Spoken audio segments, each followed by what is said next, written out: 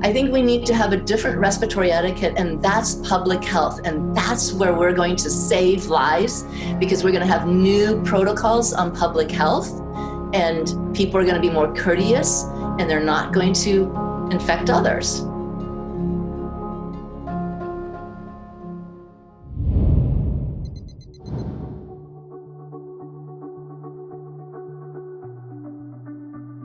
Okay, our last segment tonight is a quick piece of wisdom from Dr. Anita Wang, who you met earlier in this episode. The words you're about to hear really shed some perspective on what we as a civilization can expect the next 2 years to look like.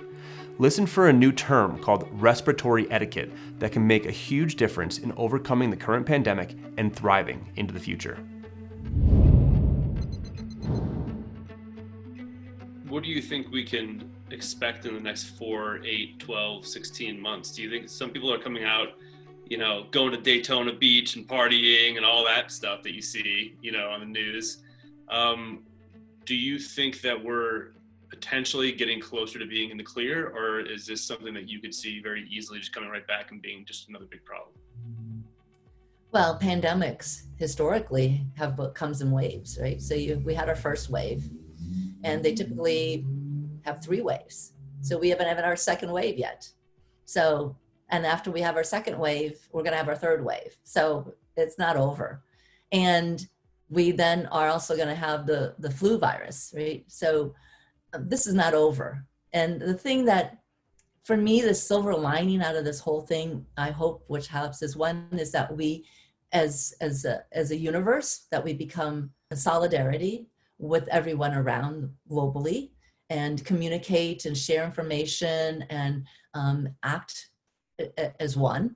I think there is a lot of different sources that are trying to do that. And the other thing is that life expectancy has increased, not because of modern medicine. Modern medicine has increased and extended our lives by 3 years. What has extended our lives from the age of 40 to now we're almost 80 in the United States is public health. And public health has been poo-pooed and banned down and put down, but public health is what's extended our lives. Paving the streets after the pandemic, sewers, clean water, all of these things have extended our lives, right? So it's not modern medicine. Those are the things. And the thing that has been my bugaboo, because every year it happens, is respiratory etiquette.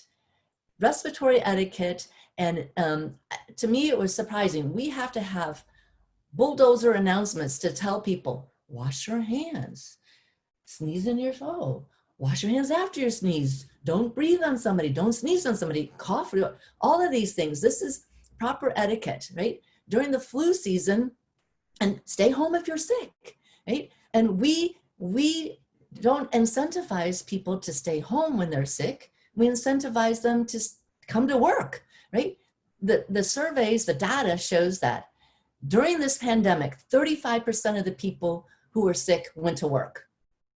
Now, when it's not a pandemic, 90% of the people, when they're sick, they go to work. That's got to change, because when you go, you're sharing your virus, and people, our society is like, oh, you're macho, you did it, you come in, you worked through it, you trudged through it, we're the wild west, we got to do that, right? But no, I think that we got to change that mentality, because no, if I go in, that person has a child at home with cancer, and they can't take this home, and that person has a mother that's 90, and that person has some autoimmune or a comorbidity or something, and they can't get this. I need to protect them. So I need to be able to work remotely. I think that we have shown that we can do these things. We can do all of these things, and we can still continue on, right? So it's not that we need to be closed, but we need to have proper respiratory etiquettes, because every year I'm in the ER treating thousands, hundreds of cases of flu, and we're inundated, and people are lined up in the hallway, and sometimes we have to put up the tent that we have now to do COVID, to take care of all the flu people, and we don't bat an eye at 60,000 people dying of the flu every year. We let them die.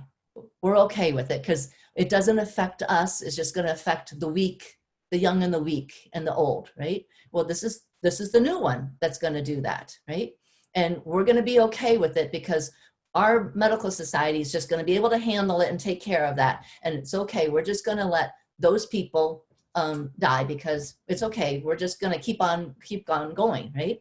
It's like seatbelts. So why are we worried about wearing a seatbelt? And you didn't get an accident every day, but you wear one every day, right? So if you have a cold, if you have a runny nose, you're not feeling that well and you're going to go out, you're going to put a mask on. Wear a mask, and then people will know, oh, thank you. I'm sorry you're not feeling well. You know, you're wearing a mask. Or if somebody's wearing a mask and they say, oh, you have cancer. Oh, let me just stay away. I'm sorry. Let me be protective of you, right? I think we need to have a different respiratory etiquette, and that's public health. And that's where we're going to save lives, because we're going to have new protocols on public health, and people are going to be more courteous, and they're not going to infect others, right? And I hope that that's the silver lining that I see, because I hope the flu season is not going to be bad. I don't know. And that's what I worry about. If we have the next wave coincide with the influenza, we're going to have a problem, right? And I still don't even have good testing that I can tell whether or not you have this or that at my facility. It's hard to get a rapid test for these things. So that's my take on it.